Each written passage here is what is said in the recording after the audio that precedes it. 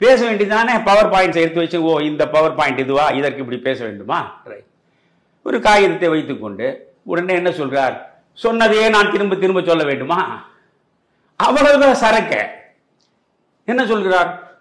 எல்லாருக்கும் மருத்துவ வசதி, எல்லாருக்கும் கல்வி, சாலை சிறப்பாக அமைய வேண்டும், பெண்கள் பாதுகாப்பு, சட்டம் ஒழுங்கு, இவையெல்லாம் நான் நிச்சயமாக உருவாக்கி தருவேன் என்று 2 கூட்டத்தில் சொல்லிவிட்டார்.